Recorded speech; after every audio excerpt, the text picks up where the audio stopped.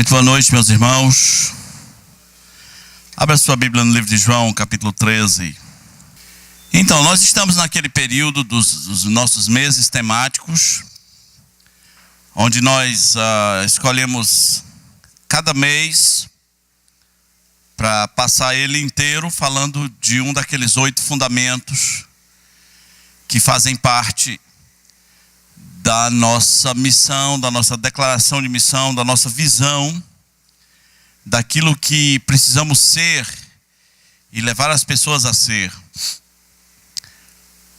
Terminamos o primeiro mês, não é? O mês do amor. Mês das Escrituras, desculpe. Nossa declaração de missão diz: transformar pessoas em verdadeiros e frutíferos discípulos de Jesus Cristo, que conheçam as Escrituras, amem os irmãos. Então nós vamos para o segundo mês, o mês do amor. É ruim para mim falar de amor, não só pelo padrão alto que o assunto exige, mas é que quando eu falo de amor, eu tenho que me sentir destruindo mais um castelo, mais um coelhinho da Páscoa, porque nossa cultura e nossa religião, nossa religiosidade nos ensina que amor acontece nas entranhas, lá nas tripas, como se diz, lá dentro de algum lugar, no sangue, nos pelos. Isso é o que nossa religião diz. Mas como ninguém vive arrepiando os pelos e as entranhas para sempre, o problema é que quando essas coisas terminam, você acha que não sabe mais amar e que é incapaz de amar. Nossas concepções de amor têm a ver com sentir para fazer. Se eu não estou sentindo, eu não vou fazer porque não adianta, não é? Isso é uma armadilha da mãe do cão que inventou, sei lá com quem. Porque você fica preso a uma fronteira tão pequena que você só vai supostamente conseguir, entre aspas, amar aquelas pessoas pelas quais você tem afeto. E se você não tem afeto, aí você não se arrepia, você não tem emoções nas entranhas. O amor, como a gente aprende, é meio que sentir para fazer. O amor que Jesus nos ensina é um padrão mais alto. É fazer para sentir. Faça primeiro, sinta depois. Por que a gente deve se livrar das armadilhas? Tem várias armadilhas na vida cristã que parecem tão sábias, tão incríveis, mas são armadilhas mentais que te aprisionam para sempre no caminho errado. Por que é que a gente precisa se livrar disso, né? Porque, por exemplo, não dá para sentir emoções nos poros por todas as pessoas do mundo. Nos anos 80 houve uma grande seca no Ceará, mas grande mesmo, tipo grande. Eu já tinha visto uma maior nos anos 70, mas em 80 foi grande. Então,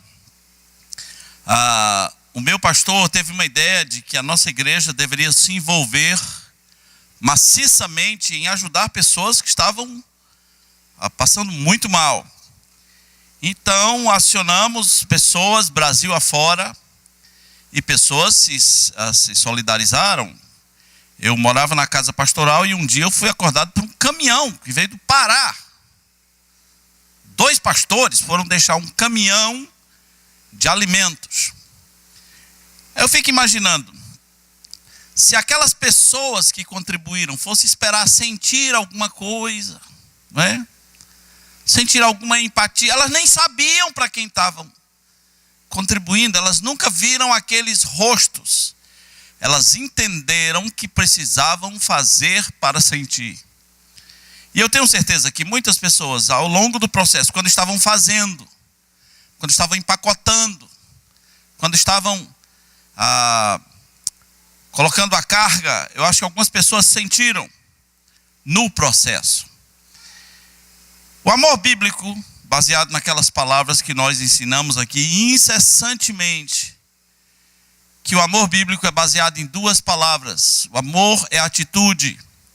O amor é decisão. O amor não é um sentimento. Se incluir sentimento, que bom. Mas sentimento é armadilha. Eu sempre conto a história que o James Dobson conta num dos seus livros, de uma criança linda na igreja. Linda. Essas crianças que chegam a atrapalhar o culto, porque fica todo mundo, né, brincando com a criança, de tão linda que a criança é. E quando aquela criança chegava na igreja, as pessoas sentiam coisas, né? Eu amo essa criança. Eu amo esse menino, né? E um dia essa criança sofreu um daqueles acidentes que criança sofre. Ela bateu a cara em algum lugar e desfigurou a cara. E essa criança chegou na igreja com essa cara desfigurada, e as mesmas pessoas que se emocionavam tanto com a chegada dessa criança, as mesmas pessoas que diziam eu amo esta criança, agora já tinham um olhar diferente, parece que não amavam mais. Eles não amavam ninguém, eles gostavam da aparência. A gente confunde as coisas, né? A gente acha que amar é gostar da aparência. Não, isso é outra história. Amor não tem a ver com gosto. É outra história completamente diferente. Você vê uma pessoa bonita e você pensa, estou amando. Não está não, você está gostando da aparência. Tudo que os nossos sentidos captam como bonito, como belo, eles prendem a nossa atenção, né? Você vai passando, tem um carro muito bonito, você fala, poxa, que carro bonito, né? Você não vai dizer, estou amando esse Mustang, né? Estou amando essa Ferrari. Não, seus sentidos foram atraídos para alguma coisa que você gosta. Isso não é amor. E aí você faz ideia de quantas pessoas já caíram em roubadas, elas achavam que estavam amando. Não, elas gostavam da aparência, não é? No meu caso foi diferente. A minha esposa me amava e gostava da minha aparência, e só Deus sabe por quê.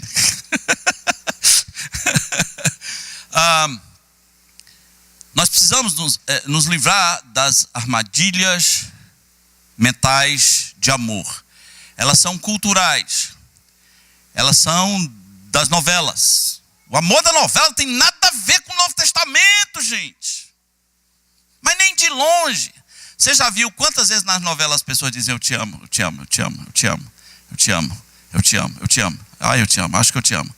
Ah, eu te amo tanto, eu vou te amar para sempre, eu te amo. Sim, eu te amo. Já viu como isso é vulgar nas novelas? O amor que as pessoas esperam é o amor de Shakespeare. É um amor doido, abestado. O amor de Romeu e Julieta. Que o pessoal morre no final, né? É o amor de cantor sertanejo. Esqueça tudo isso. Amor de cantor sertanejo é uma desgraça, né? Esqueça tudo isso. Quando a Bíblia nos fala de amor, o padrão que ela nos dá de amor é o próprio Deus. E a Bíblia diz, Deus amou o mundo de tal maneira e ficou arrepiado, né? Não é assim que a Bíblia diz? Deus ficou lá dizendo, mundo, como eu te amo, né? Deus amou o mundo de tal maneira e deu o seu filho. Ele teve uma atitude, tomou uma decisão. Deus amou o mundo e deu o seu filho. Decisão cara, hein? Deus amou o mundo e deu o seu filho. Em algum momento da vida, todos nós somos tentados a pensar assim, eu estou amando esta pessoa, né? Em algum momento ali pelos 12 anos, que é a idade da maturidade.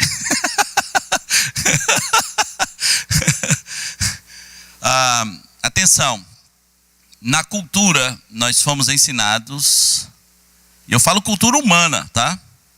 Fomos ensinados a confundir um momento de paixão com amor. Paixão é meio que a mente da gente enganando a gente, né? É meio que os teus hormônios se enganando. Você de repente vê uma pessoa e você super idealiza aquela pessoa e diminui um pouco você, porque você acha que você não está no nível dela. Você idealizou a pessoa, Você tirou o foco de você e colocou tudo naquela pessoa. E por mais que ela tenha defeitos, você não vai ver. Por quê? Porque você está amando, né? É o que você acha, é o que você pensa. A paixão é inversamente proporcional ao amor. A paixão, com a velocidade que vem, desaparece. As pessoas, quando se apaixonam, pensam assim: não, mas eu nunca vou amar ninguém como eu amo essa pessoa. Mas não tem a menor condição de eu sentir isso por outra pessoa. Mas nunca. E de repente, num passe de mágica, aquela pessoa não significa absolutamente nada para você. Talvez vai ser importante porque foi seu primeiro amor. Meu primeiro amor tão cedo acabou, só a dor deixou nesse peito meu. Meu primeiro amor foi como uma flor que desabrochou e logo morreu. Nesta solidão. Esse pessoal aí todo sabe, é que eles têm vergonha. A irmã Ana sabe, a irmã Ania sabe. Pastor Ernesto finge que não sabe, né? Sem ter alegria, o que me alivia são meus tristes ais. São prantos de dor que dos olhos caem. É porque bem sei quem eu tanto amei, não verei jamais. Isso é horrível, gente. Isso não era um amor, isso era um cativeiro. Isso é um negócio horroroso. Então, quando a gente passa por isso, a gente vai ser tentado a pensar assim: estou amando. Não está amando, você está doido. São duas coisas completamente diferentes, né? Está doido não, você está encantado, né? Está assim, fascinado, é um momento novo. Você nunca sentiu borboletas no estômago. Então mas não é amor não. Não é. Pode até vir a ser. Aliás, os casais sofrem muito, que houve uma oficina de casamento, eu quase fui apedrejado. A primeira frase que eu falei é: você provavelmente não casou por amor. Isso doeu em muita gente. Eu fui abordado, eu casei por amor. Você provavelmente não casou por amor. Provavelmente você casou por interesse. Não é? Mas eu achava ela bonita. Sim, isso é interesse, ou não é? Por que você quer casar com ele? Porque ele é bom, ele é trabalhador, e ele é trabalhador. Tudo isso é interesse. Ele gosta de estudar, ele é um bom filho. Até agora não vi nenhuma pista do amor. Quem disse que amor tem a ver com a bondade do outro ou com a beleza do outro? Para aliviar a plateia, eu já chego falando assim agora, falando: não, tudo bem. 99% aqui não casou por amor. Eu sei que todos vocês se encaixam no 1% que tem certeza que casou por amor. Eu casei porque eu queria ter filhos bonitos. Isso não é amor, isso é interesse. Em geral, o ser humano é interesseiro. Parece que a lógica do casamento é assim: você não casa por amor, você casa para amar. Percebe a diferença? Você não casa por amor, você casa para amar. Você não sabe amar. Aí Deus inventou o casamento para você aprender a amar. Deus inventou o relacionamento para você descobrir os defeitos dessa pessoa e amá-la a si mesmo. Para você descobrir quantas vezes vai precisar perdoar essa pessoa. Você casou para amar. A Bíblia diz: maridos, amai. É um aprendizado, não é? Amai vossas esposas como Cristo amou a igreja e a si mesmo se entregou por ela. Isso é pura emoção, né? Não, é decisão. Você pensa que Cristo foi para a cruz e: ai, como eu estou emocionado, ai, que momento, estou vendo coraçõezinhos. Ele foi para a cruz gemendo. Ele orou 3 vezes: Pai, se possível, afasta de mim esse cálice, é o que algumas pessoas diriam dos seus casamentos, né? Pai, se possível, se possível, afasta de mim esta coisa, né? Esta cruz. Não, ele disse, Deus meu, por que me desamparaste? Aquilo não foi nada apaixonante. Aquilo foi pura decisão, foi pura atitude de amor. E eu quero compartilhar com você, a partir de João 13, uma coisa que Jesus fez, que é uma das coisas mais difíceis de fazer, quando o assunto é relacionamentos, e especificamente relacionamentos cristãos. João capítulo 13 diz assim: ora, antes da festa da Páscoa, sabendo Jesus que era chegada a sua hora de passar deste mundo para o Pai, tendo amado os seus que estavam no mundo, amou-os até o fim. Tendo amado os seus que estavam no mundo, amou-os até o fim. Você deve pensar que foi fácil para Jesus amar os seus discípulos até o fim. Seus discípulos não eram pessoas fáceis. Não eram. Eles eram como nós. Quem não era tristinho demais, era agitado demais, interesseiro demais, desconfiado demais, rancoroso demais, meloso demais, magoado demais, lento demais para aprender as coisas.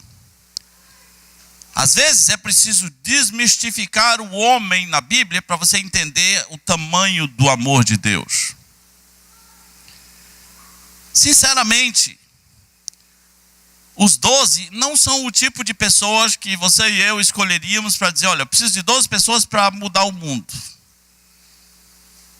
Não seriam aquelas pessoas.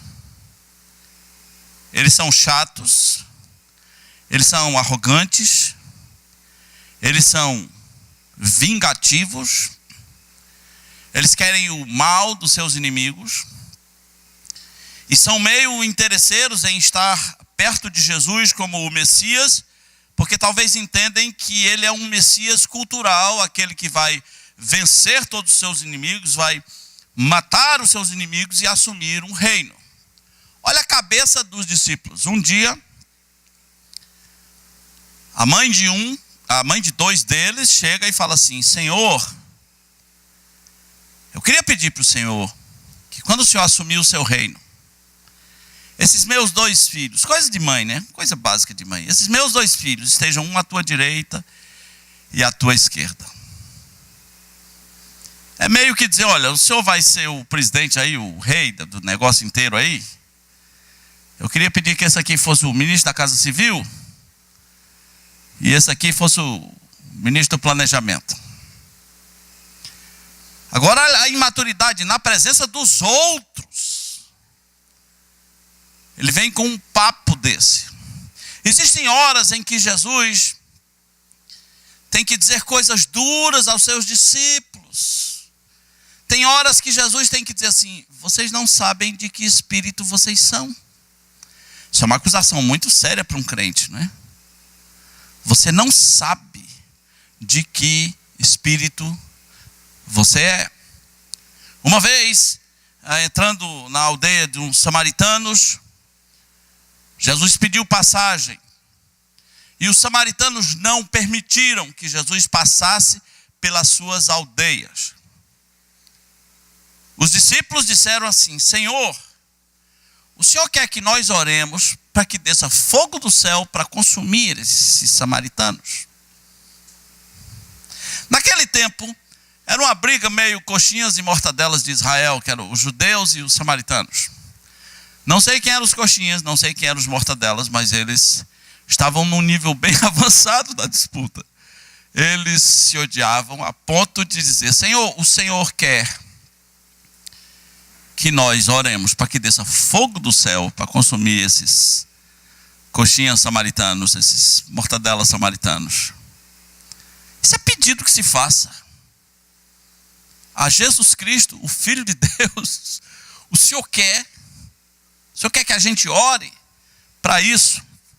Aliás, a formação que é dada em Mateus capítulo 10, Jesus escolhe a pior formação possível. Imagina que você vai escalar um time e você bota pessoas que não se entendem nesse time. Então, na formação que é dada em Mateus capítulo 10, nos é apresentado um homem chamado Mateus. Mateus o publicano, é coletor de impostos. Ele era tido como um traidor da pátria, porque ele arrecadava impostos para o Império Romano. E os publicanos tinham a fama de que eles eram traidores, mas eles também roubavam dos judeus, eles roubavam dos romanos. Essa era a fama. As pessoas não queriam sentar à mesa com os publicanos. Jesus, ao convocar os seus 12, um deles é publicano. Imagina na primeira reunião de ensino, primeira célula, primeiro grupo pequeno, quando os caras chegaram lá, tinha um publicano. O que esse cara está fazendo aqui? Quem é essa figura? Eu não vou ficar aqui não. Ele é publicano. Depois a Bíblia nos diz que Jesus convida um cara chamado Simão, o Zelote. Os zelotes era inversamente proporcional no seu pensamento aos publicanos.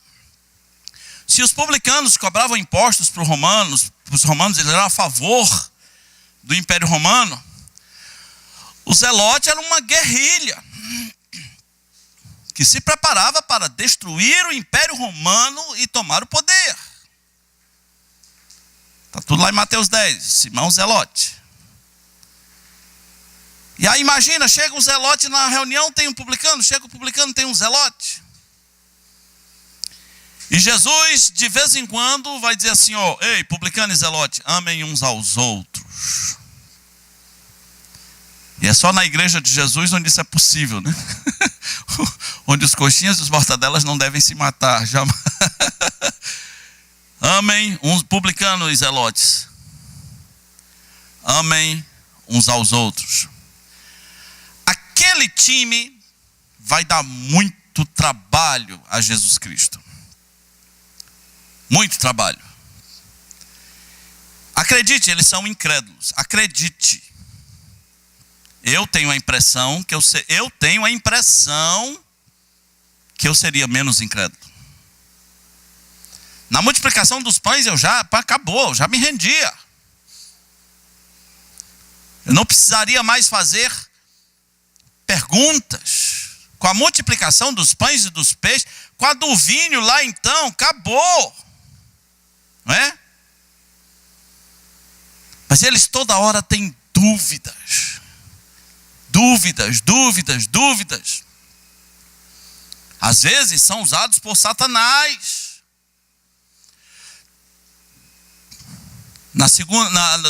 Numa certa circunstância, Jesus teve que perguntar assim, olha, você lembra da primeira multiplicação dos pães?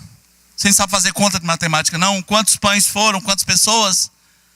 5.000. Você lembra na outra lá? Tantos mil. Então, é como se Jesus quisesse dizer, cala a boca, deixa eu trabalhar, deixa eu fazer aqui um milagre. Homens de pequena fé é o nome que eles recebem o tempo todo.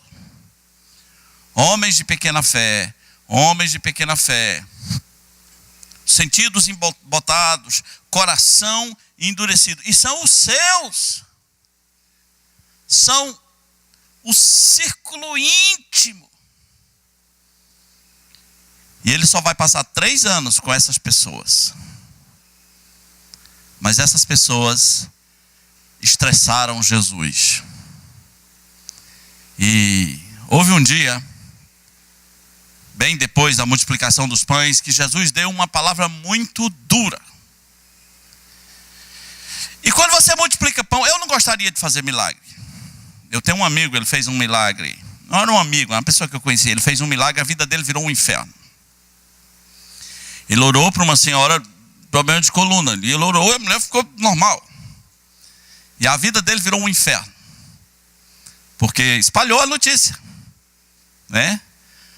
Cadê aquele homem que ora aqui, que a coluna ajeita? Ele não tinha tempo mais para nada. Então, um dia Jesus, um pouco depois da multiplicação dos pães, ele deu uma palavra dura. E sabe o que aconteceu com a multidão? A multidão foi embora. E Jesus olha para os seus discípulos, acho que ali é o ápice do estresse. Ele olha para os seus discípulos e diz: vocês também querem ir? Vai, quer ir também? Quer ir? Vão! Quem quer ir? Vai! E aí Pedro dá uma amenizada, né? Senhor, para onde iremos? Não tem para onde ir. Porque só tu tens as palavras de vida. Lembra da noite da agonia, na sexta-feira aproximadamente, no Getsemane? Jesus chama 3 do ciclo dos 12, ele chama 3 dos mais íntimos. Pedro, Tiago e João. E Jesus faz uma coisa impensável na mente humana para o verbo de Deus, o Filho de Deus, o Deus feito homem. Ele diz: eu preciso que vocês orem comigo. É meio que Deus pedindo oração, né? Eu preciso que vocês orem comigo. E Jesus deixa os 3 orando e vai fazer se afasta e faz aquela famosa oração: se possível, afasta de mim esse cálice. E ele volta 1 hora depois, e o que os discípulos estão fazendo? O que eles estão fazendo? Dormindo. É a noite mais decisiva da vida de Jesus. Daqui a poucas horas o traidor se aproxima, dá o beijo, ele vai ser preso. Ele os repreende e volta e pede que eles fiquem orando, vigiem, orem. O espírito está pronto, mas a carne é fraca. 1 hora depois ele volta. O que eles estão fazendo? Dormindo. Pela terceira vez ele vai, o processo se repete. Sua agonia era tanta, a Bíblia diz: o seu suor tornou-se em gotas de sangue. E fala-se que hoje isso é possível. E ele volta e os caras estão dormindo. Ele fala: basta, chega, acabou. Não precisa mais. Chega. Mas ele estava decidido a amar estas pessoas até o fim. É muito fácil desistir das pessoas. Um caminho que a gente deve seguir para nunca desistir das pessoas é você nunca se considerar superior a elas. Nessa mesma passagem, que diz que Jesus Cristo amou os seus até o fim, é a mesma passagem que diz que ele lavou os pés deles. No capítulo 4 diz: levantou-se da ceia, tirou a vestimenta de cima e, tomando uma toalha, cingiu-se com ela. Eu já expliquei aqui, isso aqui é meio que Jesus de cuecas, né? A menos que você não queira ver o que está aí. Ele tirou a vestimenta de cima, sim ou não? Se cobriu com o quê? Uma toalha. Não é bem o tipo de cena que você perdoaria seu pastor fazendo, né? Mas lembra, Jesus já ficou bem transparente aqui. Tirou a roupa de cima, tomando uma toalha, cingiu-se com ela. Depois deitou água na bacia e passou a lavar os pés aos discípulos e a enxugar-lhes com a toalha em que estava cingido. Essa é uma cena de grande humildade, né? Lavar os pés é uma coisa fantástica. Geralmente você lavava os pés de quem você hospedava e essa pessoa andou muito a pé, os pés estão cansados, estão empoeirados, estão rachados mesmo. Às vezes era um escravo que fazia isso. O escravo lavava os pés de outras pessoas. É uma coisa de hospedagem. Hoje a gente só dá o sabonete, a toalha e ensina o caminho do banheiro. Fica mais fácil para o hóspede. Mas perceba o que Jesus está fazendo. Aqueles pés não estavam... não saíram da manicure, gente. São pés da estrada. São pés, naquele momento, feios. Pés sofridos, né? E para quem vai ter o pé lavado, é muito legal, né? Não, você viajou muito tempo, o dia inteiro a pé, e poeira, e chão duro. Aí alguém vai lavar o seu pé com água fria e você... oh, coisa boa. Ai,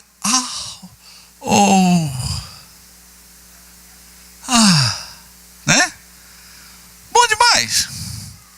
Agora imagina Jesus Cristo lavando seus pés. Jesus Cristo está como que se humilhando aqui. A cena é meio grotesca, a ponto de Pedro dizer: o senhor nunca vai lavar meu pé, mas nunca. Sempre Pedro, né? Jesus o convence de que ele vai lavar. A palavra de Deus diz: ele os amou até o fim. Como amar até o fim pessoas que eu me acho superior a elas? Se eu me acho superior a você e você errar, eu não vou te amar até o fim. Porque eu sou superior a você. Se esse for o meu pensamento, acabou. Não há esperança para você, não há esperança para mim. Jesus Cristo era superior, mas não se fez superior. Você entende a diferença? Ele era superior, mas não se fez superior. Ele lava os pés dos seus discípulos. Você se considera superior às pessoas, você não vai amá-las. Você não vai amá-las até o fim. Há muitas maneiras de se considerar superior a uma pessoa.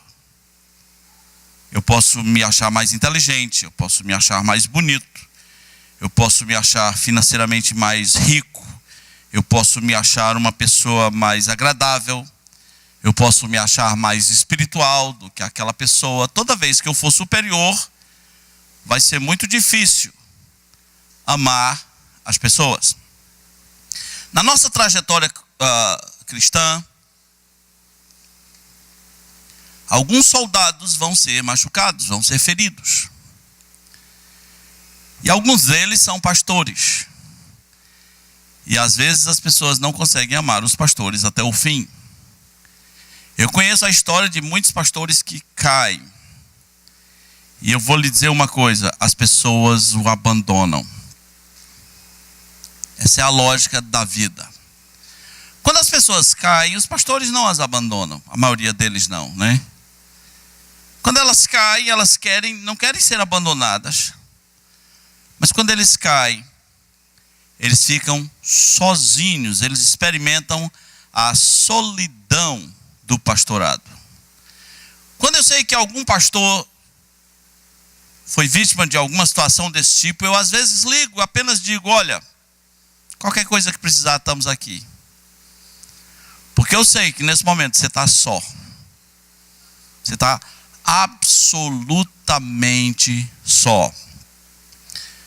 É difícil amar quem erra até o fim. Eu estava em Maceió e um pastor bem querido de uma igreja caiu numa armadilha de pecado, de maneira que seu próprio pai veio a púlpito e disse: olha, ele está tendo um caso com a fulana. Pronto.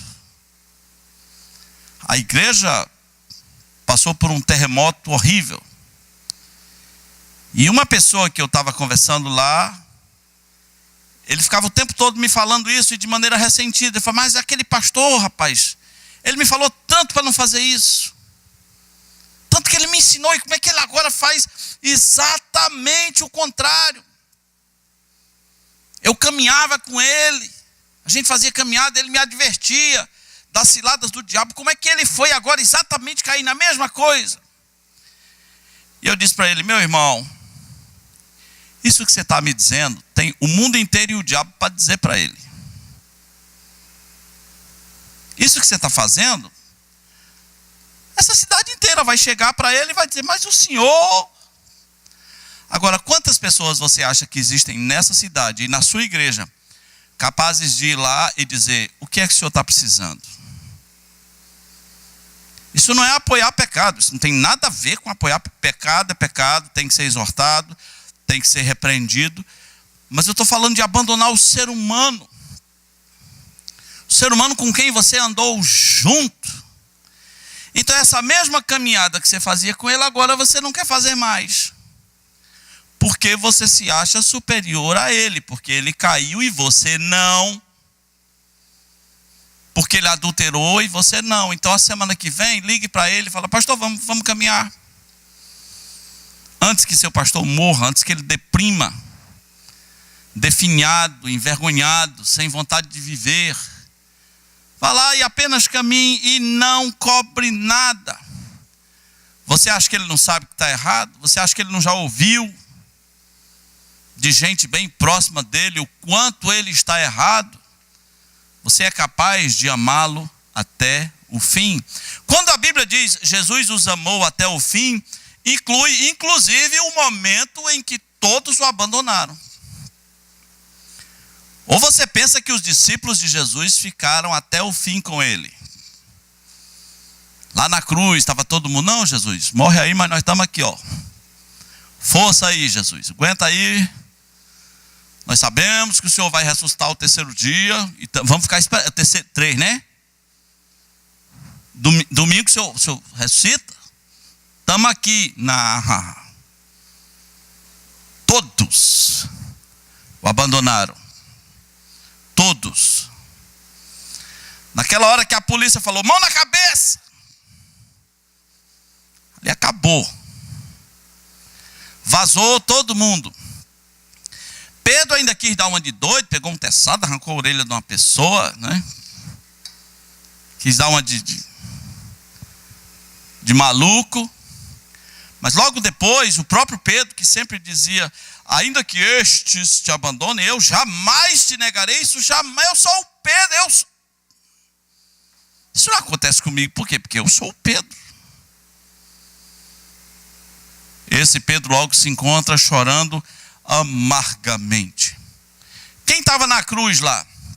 João, acho que se arrependeu e levou uma exortada da mãe de Jesus ou coisa parecida. Estava João, a mãe de Jesus, umas duas mulheres. Poxa vida! Todos, absolutamente todos, o abandonaram na sexta-feira. Jesus os amou até o fim. Se nós queremos crescer em amor, nós temos que tomar decisões como Jesus, de amar pessoas até o fim. Você vai amar a sua esposa até o fim? Quando ela estiver velha e sem lembrança, assim, perguntando como é o teu nome.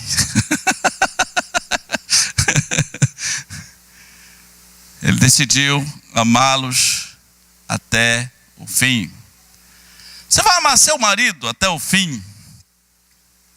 Até o fim. Quando ele estiver velho, ranzinza, sem noção. Ou você acha que ele não fica sem noção? Que essa pessoa que está aí do seu lado não fica sem noção, né? Jesus os amou até o fim. Como é que você trata as pessoas que erram? A Bíblia diz assim, olha, irmãos, se algum de vós for surpreendido em alguma falta, vós que sois espirituais, corrigi-os com espírito de brandura. Espírito de brandura. O cara vem com o espírito do cão, nunca de brandura.